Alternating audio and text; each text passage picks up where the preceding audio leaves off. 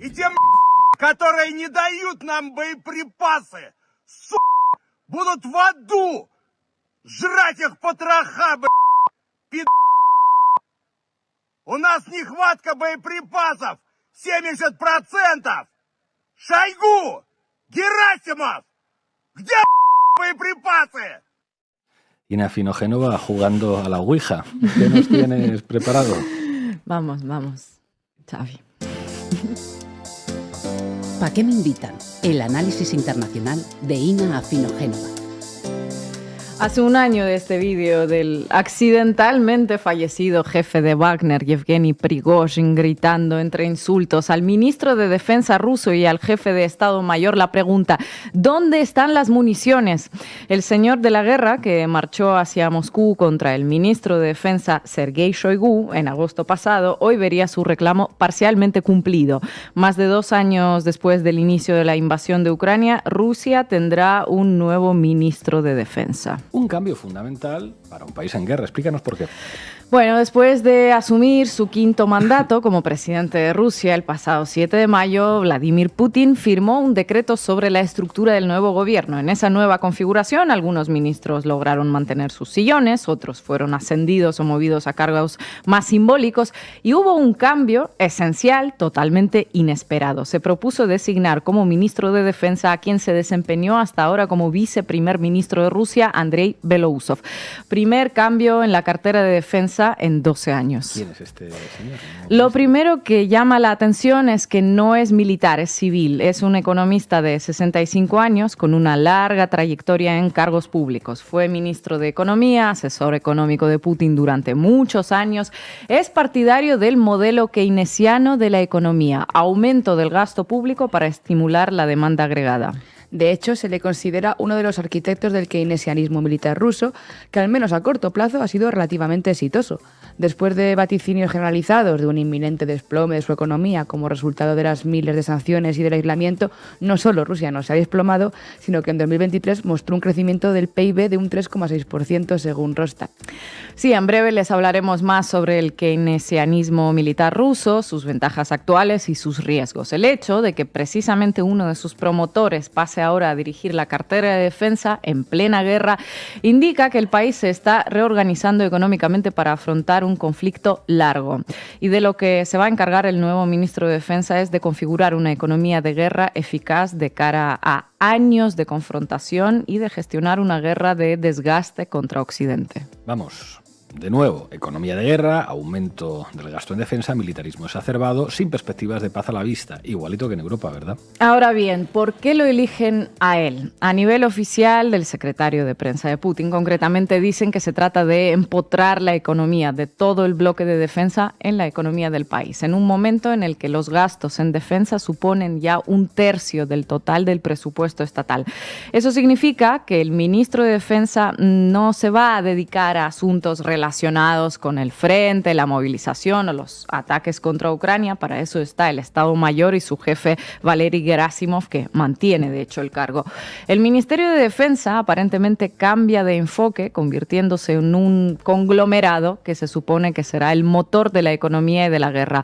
Con un gasto en defensa disparado, se tratará de destinar esos recursos a la producción de drones, sistemas de transporte, vigilancia, satélites, nuevos materiales, etcétera, etcétera. De garantizar los suministros y la logística y de modernizar todo el complejo militar industrial que ya sabemos que a la larga necesitará guerras interminables para alimentarse. Y una publicación bastante curiosa sobre Andrei Belousov en Financial Times. Dicen justamente que su nombramiento indicaría que el objetivo de todo esto es una renovación completa del complejo militar industrial. Belousov no hizo el servicio militar y es fiel a Putin, escribe en el Financial Times, citando a una fuente que conoce a este señor desde hace décadas y que dice lo siguiente: no es corrupto en absoluto, va a ser muy diferente de todo lo que tenemos ahora en el Ministerio de Defensa. Shoigu y toda la gente a su alrededor eran unos auténticos comerciantes. Es trabajólico, adicto al trabajo, tecnócrata, muy honesto y Putin lo conoce muy bien. También añaden en Financial Times, citando a otra fuente, que el gasto en defensa ruso aumentará aún más porque el nuevo ministro es partidario de inflar la economía con cash a través del sector de defensa, lo que estamos comentando. Para entender la importancia real que tiene este nombramiento y la confianza que le debe de tener Putin, basta con tener en cuenta que es uno de los 3 cargos gubernamentales que deben ratificar el uso de armas nucleares para que este se produzca. O dicho en un lenguaje más coloquial, es uno de los 3 dedos que deben pulsar el botón nuclear si Rusia cometiera el disparate de decidirse a usar este tipo de armas.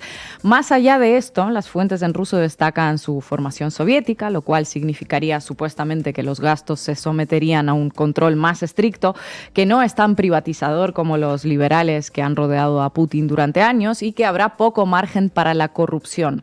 De la corrupción también habla el Instituto Estadounidense para el Estudio de la Guerra. Sus expertos consideran que el cambio de ministro de Defensa es una muestra de las preocupaciones de Putin sobre los niveles de corrupción y el mal uso de fondos dentro del ejército. Al final, lo que puso de manifiesto Yevgeny Prigozhin en su momento, hace un año, con su intento fallido de asonada y sus protestas, fue precisamente la ineficacia del ministro de Defensa a la hora de garantizar que el pastizal público que se invierte en la guerra llegue al frente y no al bolsillo de particulares. Y el caso es que estos cambios ministeriales se producen pocas semanas después de que el Ministerio de Defensa ruso volviese a estar en el ojo del huracán por la detención de su viceministro, de Timur Ivanov, por acusaciones de corrupción. Se le acusa de haber favorecido a empresas privadas con contratos con el Ministerio de Defensa a cambio de sobornos millonarios. El arresto fue ampliamente publicitado en Rusia porque se trata de uno de los peces más gordos dentro de la jerarquía gubernamental, que fue encargado de la reconstrucción de la ocupación Mariupol. En Rusia se le conocía desde hace años de la invasión, desde antes de la invasión, por figurar en las listas de Forbes como uno de los funcionarios más ricos del país y por su extrema cercanía al ya exministro de Defensa Shoigu, y por eso también parecía intocable. Cuando se le mostró todo uniformado y con medallas tras las rejas, pues ya se podía suponer que venían vientos de cambio. Vientos de cambio hacia una eternización de la guerra, que a su vez servirán de argumento para seguir aumentando el gasto militar. Por estos lares, a ver quién tiene la maquinaria más fuerte para matar. Y vientos de cambio también para quien fuera el ministro de Defensa, Sergei Shoigu, que ahora pasa a ocupar el cargo del secretario de Consejo de Seguridad. Claramente era demasiado grande para caer, a diferencia de su subordinado, así que se le movió a un cargo importante, pero sin acceso a esos descomunales presupuestos que maneja el Ministerio de Defensa. Y la conclusión de todo esto es que Rusia parece estar orientando toda su economía hacia una economía de guerra, o como diría la propaganda oficial en Rusia, hacia una economía de operación militar especial. Así es, y ahora es cuando retomamos el tema de keynesianismo militar, del que Andrei Belousov, el nuevo ministro de Defensa, ha sido promotor en estos últimos 2 años. La resiliencia de la economía rusa, inesperada para expertos, analistas económicos, especialmente para los occidentales, se debe a varios factores. Unos elevados precios de energía, que pese a las sanciones garantizaron el flujo de divisas hacia el país, un giro hacia el sur global en sus relaciones comerciales y un aumento del gasto en la mal llamada defensa. Esto se tradujo en que la guerra se convirtió a fin de cuentas en un motor de economía.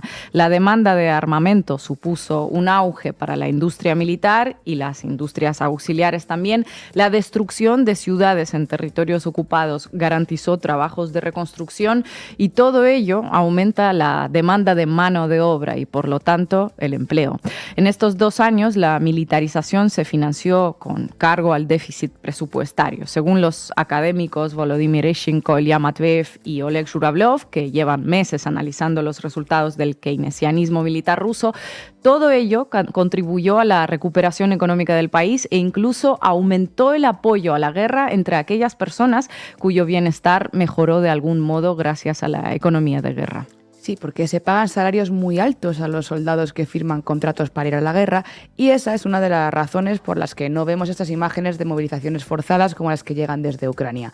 Hay transferencias monetarias a las familias de los heridos o muertos en combate y todo ello, de forma muy siniestra, supuso que la gente más pobre en un país tan desigual como Rusia percibiera algo más de dinero como resultado de la guerra. Es decir, que la guerra hizo que los recursos se distribuyeran de forma más equitativa, aunque sea para pagar los entierros, que la tasa de desempleo se ubicara en bajos históricos y que los salarios, sobre todo los del sector militar, se dispararan. Ahora, lo que no está claro es hasta qué punto es sostenible este modelo de keynesianismo militar. Eso es, en ello también se centra el debate académico. A corto plazo, claramente ha funcionado. Lo que pasará a largo plazo no está muy claro. La escasez de mano de obra en Rusia es brutal y no hay forma de reponerla. Recordemos que alrededor de 1 millón de personas trabajadoras salieron o salimos del país después del inicio de la invasión.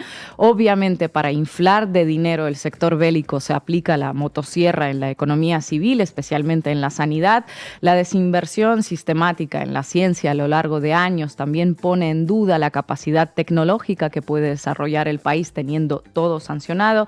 Habrá que ver cómo evoluciona todo esto. Lo que está claro de momento es que el país está emprendiendo un camino de profunda transformación económica en la que se planea que la guerra o la defensa o la seguridad, como quieran llamarlo, va a ser más aún el motor de todo su funcionamiento. Una pésima noticia teniendo en cuenta algunos ejemplos que existen por el mundo. Uno de los más claros es el de Israel, un país que destina más del 5% de su PIB a la guerra, que se especializa en tecnologías de ocupación, vigilancia y represión, que vende luego al mundo con la etiqueta de probado en combate y obtiene así suculentas ganancias. El problema de ello es que para funcionar así durante años necesitas guerras que garantizan el crecimiento económico que se debe a la guerra.